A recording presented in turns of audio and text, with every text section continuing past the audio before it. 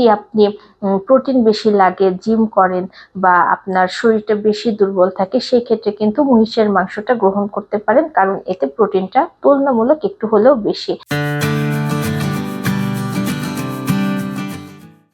কুরবানি ঈদে আমরা গরুর মাংস, মহিষের মাংস, বিভিন্ন রকম মাংস গ্রহণ করে থাকি। তবে আমাদের অনেকের প্রশ্ন থাকে যে আসলে গরুর মাংস উপকারী নাকি মহিষের মাংস উপকারী।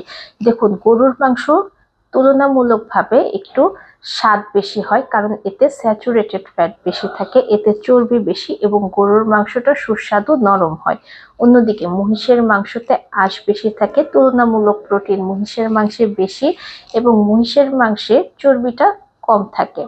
তাই যারা চর্বিযুক্ত মাংস গ্রহণ করতে চাচ্ছেন না বা যাদের শারীরিক কন্ডিশন অনুযায়ী আপনাদেরকে আপনার চিকিৎসক এবং পুষ্টিবিদদের আপনাকে বলা হয়েছে যে চর্বিযুক্ত মাংস এড়িয়ে চলবে, তাদের জন্য মহিষের মাংসটা তুলনামূলক বেস্ট অপশন হতে পারে।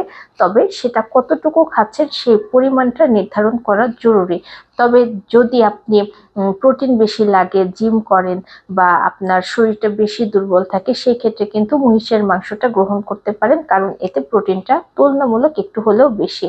আর অন্যদিকে যারা শিশু, বয়স্ক, যাদের গরুর মাংসটা বেশি পছন্দ কিংবা যারা আঁশ খেতে পারছে না, যেমন মহিষের মাংসটা একটু তুলনামূলক শক্ত হয়, তারা আবার গরুর মাংসটা চয়েস করতে পারে। তবে সেক্ষেত্রে যদি আপনার ফ্যাটি অংশটা বাদ দেওয়ার হয়, তাহলে লিন অংশটাকে নিতে হবে, অর্থাৎ চর্বিটাকে ফেলে দৃশ্যমান যে সাদা চর্বি কিংবা রান্নার সময় আমরা যে অনেকে ঘি, তেল, বাটার অনেক রকম ফ্যাটটাকে ইউজ করে রান্না করি, ওইটা আপনি যতটুকু কম সম্ভব ব্যবহার করবেন, তারপরে আপনি সেটি গ্রহণ করবেন, তবে পরিমিত পরিমাণে।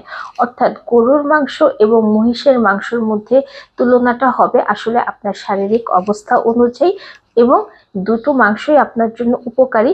যারা অ্যানিমিক পেশেন্ট তাদের জন্য আসলে গরু, খাসি গরু এবং মহিষ দুটোই উপকার হতে পারে, এবং যাদের হচ্ছে প্রোটিনের রিকোয়ারমেন্ট বেশি তাদের জন্য মহিষটা উপকারী হতে পারে।